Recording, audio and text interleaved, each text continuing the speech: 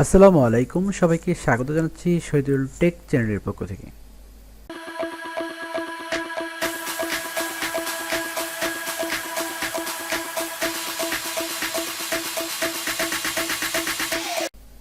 বন্ধুরা, আজকের এই টিউটোরিয়ালে আলোচনা করব আমরা কিভাবে মিডিয়া ইম্পোর্ট করতে পারি।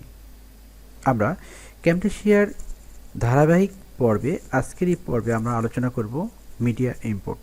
তার জন্য আমি ক্যামটেসিয়া ওপেন করলাম। ওপেন করার পর এখানে দেখুন লেখা আছে মিডিয়া।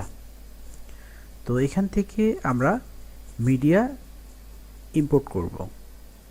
এর আগে বলে রাখি, আমরা দিস পিসি এর নির্দিষ্ট ফোল্ডারে আমরা মিডিয়া রাখব এবং সেখান থেকে মিডিয়া আমরা নিয়ে আসব।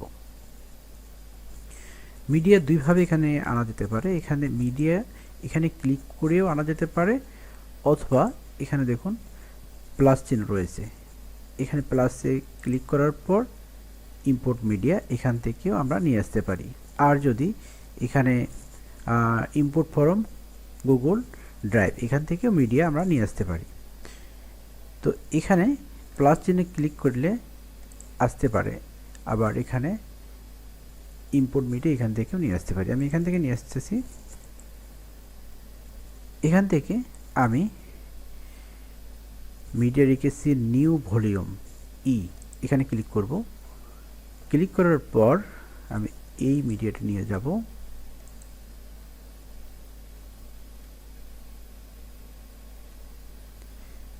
প্রথমবার এখানে মিডিয়া ইম্পোর্ট থাকবে, তার পরবর্তীতে এই প্লাস চিহ্ন থাকবে।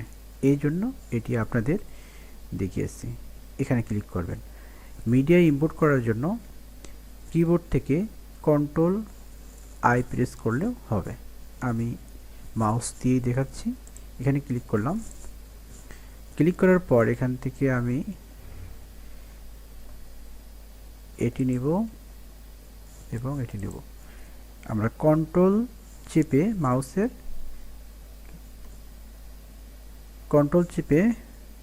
মাউসের লেফট বাটন ক্লিক করব।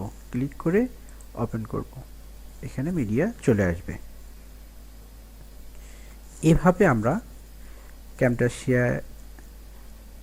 ক্যামটাসিয়াতে মিডিয়া ইম্পোর্ট করতে পারি। এর পরবর্তী পর্বতে আমরা দেখব মিডিয়া কিভাবে টাইমলাইনে নিতে হয়। তো এতক্ষণ সাথে থেকে টিউটোরিয়ালটি দেখার জন্য অসংখ্য ধন্যবাদ।